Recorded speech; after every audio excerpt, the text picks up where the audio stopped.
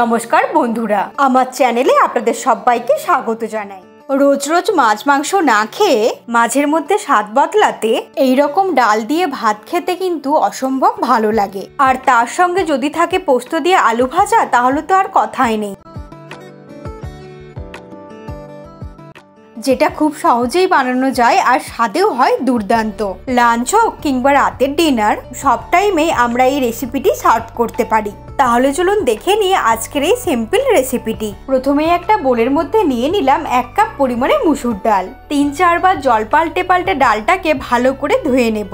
মুসুর ডালটা কিন্তু আমরা অনেকেই মাঝে মাঝেই বাড়িতে খেয়ে থাকি, অনেকে অনেক রকম ভাবেই মুসুর ডালটা বানায়। তবে ওই রকম ভাবে মুসুর ডাল খেতে যদি একঘেয়ে লাগে, তাহলে অবশ্যই এইরকম ভাবে মুসুর ডালটা বানিয়ে দেখতে পারেন। ধুয়ে নেওয়া ডালটা সেদ্ধ করার জন্য একটা কুকারের মধ্যে নিয়ে নিচ্ছি।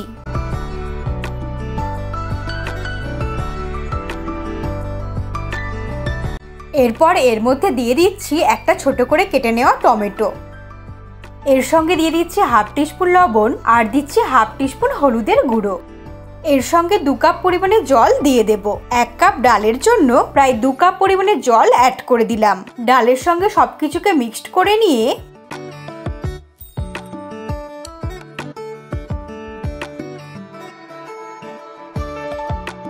কুকারের ঢাকনাটা বন্ধ করে দিয়ে 2 থেকে 3টে সিটি দিয়ে সেদ্ধ করে নেব।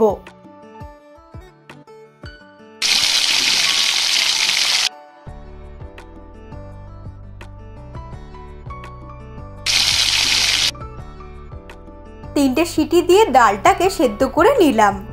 এরপর একটা কড়াই গরম করে নিয়ে নেব 2 টিস্পুনের মতো সরষের তেল। তেলটা গরম হয়ে গেলে ফোড়ন দিয়ে দেব 1/2 টিস্পুন 5 ফোড়ন আর দিয়ে দেব একটা শুকনো লঙ্কা। ফোড়নটাকে ফ্রাই করে নেব 10 থেকে 15 সেকেন্ড। তারপর এর মধ্যে দিয়ে দেব এইভাবে একটা কুচিয়ে রাখা পেঁয়াজ। ফ্লেমটাকে মিডিয়ামে রেখে পেঁয়াজটাকে লাল লাল করে ফ্রাই করে নেব।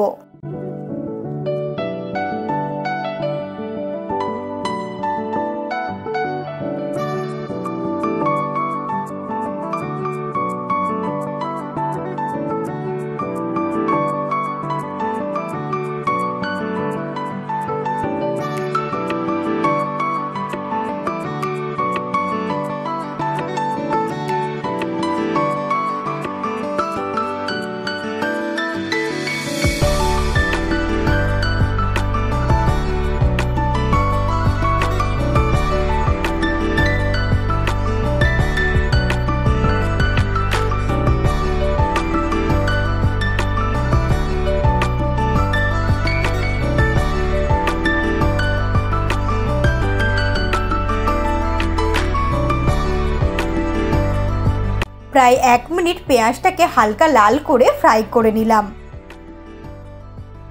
এরপর এর মধ্যে দিয়ে দিচ্ছি সেদ্ধ করে রাখা ডাল।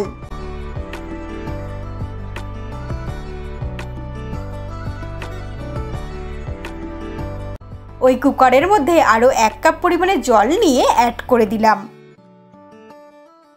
ডালটা দেওয়ার পর গ্যাসের ফ্লেমটাকে হাই করে দিয়ে সেদ্ধ ডালটাকে ফুটিয়ে নেব।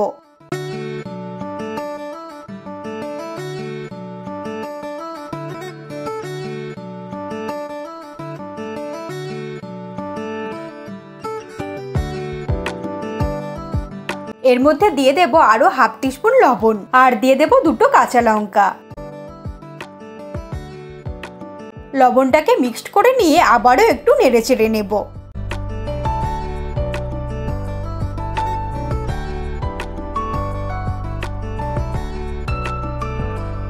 ফাইনালি এর মধ্যে জিরের গুঁড়ো ছড়িয়ে দিয়ে হালকা করে মিক্সড করে নিয়ে ওভেনটাকে অফ করে দেব।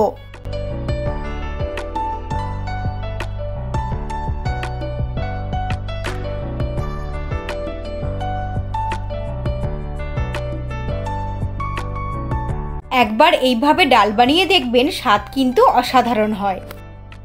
আর এই ডালটা কিন্তু খুব সহজেই আর খুব তাড়াতাড়ি বানানো যায়।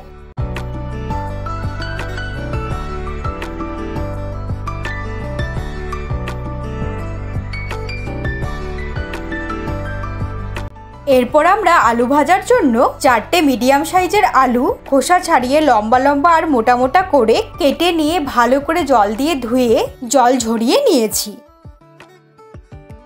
আপনারা চাইলে কিন্তু নিজেদের ইচ্ছে মতো করে কেটে নিতে পারেন, তবে খুব বেশি সরু করে কাটবেন না, একটু চেষ্টা করবেন মোটা করে কাটার। এরপর আলুগুলোকে আমরা ভেজে নেব। তার জন্য একটা কড়াই গরম করে নিয়ে নেব 3 টিস্পুনের মতো সর্ষের তেল। তেলটাকে একটু স্প্রেড করে নেব।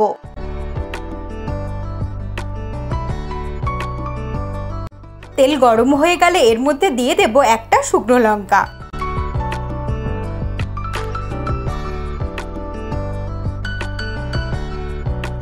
এরপর গরম তেলের মধ্যে আলুর টুকরোগুলো দিয়ে দিচ্ছি।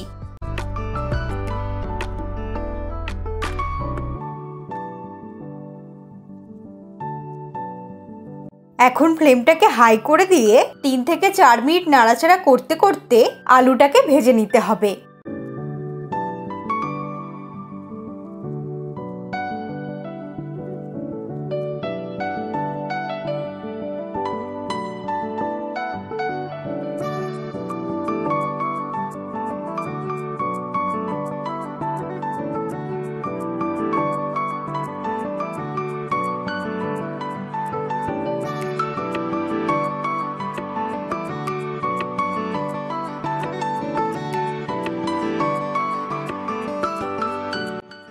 এই সময় আলুর মধ্যে দিয়ে দেব হাফ টিস্পুন লবণ আর দিয়ে দেব হাফ টিস্পুনের মতো হলুদের গুঁড়ো।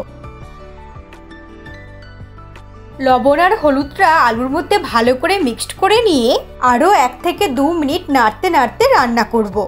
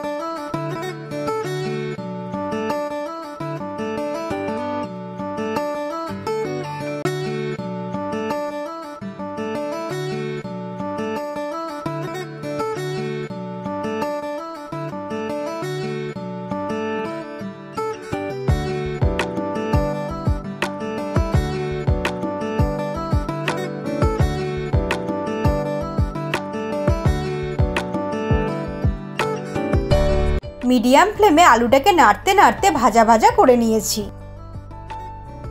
এখন ফ্লেমটাকে লোতে করে দিয়ে 2 মিনিটের জন্য ঢেকে দেব।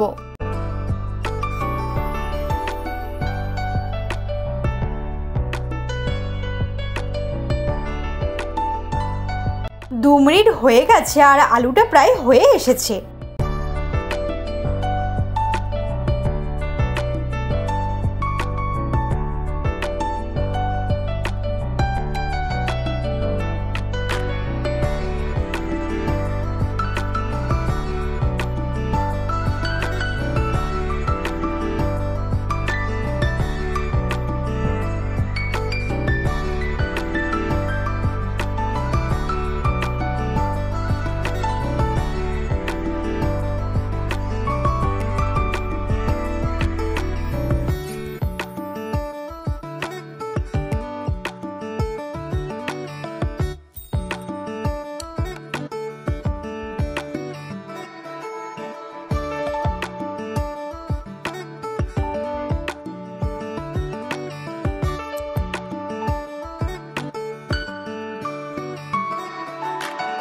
এর মধ্যে দিয়ে দেব একটা চেরা কাঁচা লঙ্কা আর দিচ্ছি 1 চামচ পরিমাণে পোস্ত।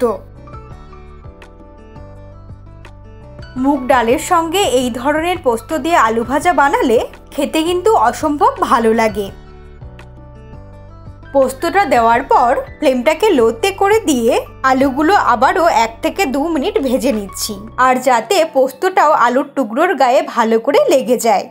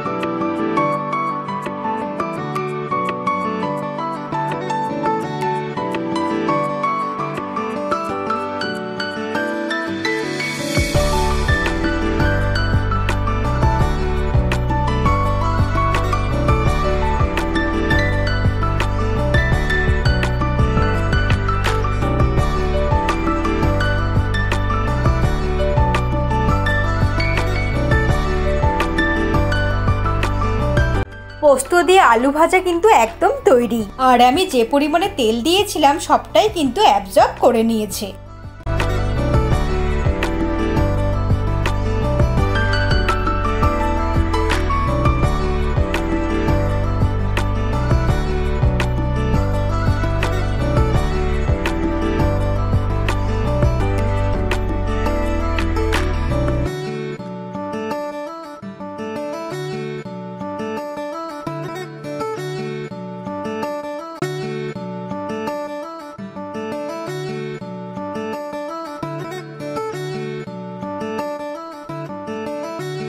আলু ভাজা কিন্তু একদম রেডি। এখন ফ্লেমটাকে অফ করে দেব।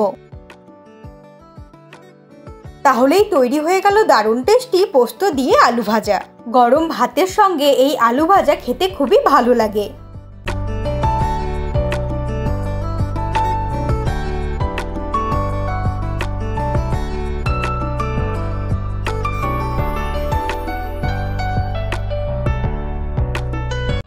এরপর আমরা ভাতটা বানিয়ে নেব।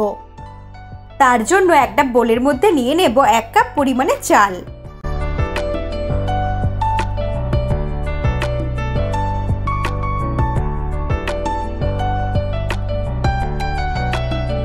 চালটাকে 3 থেকে 4 বার জল পাল্টে পাল্টে ভালো করে ধুয়ে নেব।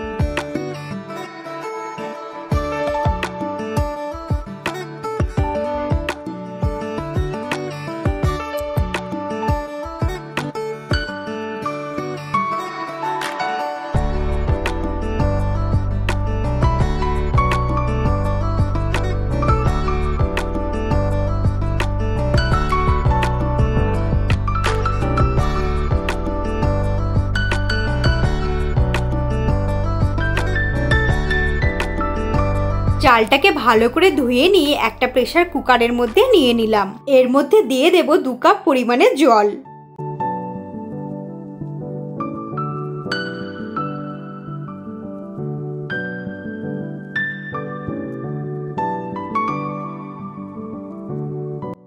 জলটা দিয়ে কুকারের ঢাকনাটা বন্ধ করে তারপর 2টো সিটি দিয়ে সেদ্ধ করে নেব।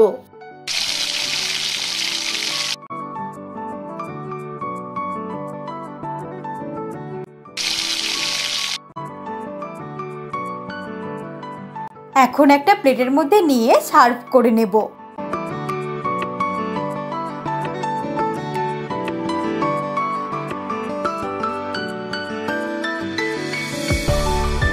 গরম ভাতের সঙ্গে এইরকম মুসুর ডাল আর তার সাথে পোস্ত দিয়ে আলু ভাজা, এর স্বাদ একেবারেই আলাদা। আশা করি আজকের এই সিম্পল রেসিপি আপনাদের ভালো লাগলো। ভালো লাগলে যে কোনো দিন বাড়িতে একবার বানিয়ে নিন। আশা করব আপনাদের সবারই ভালো লাগবে।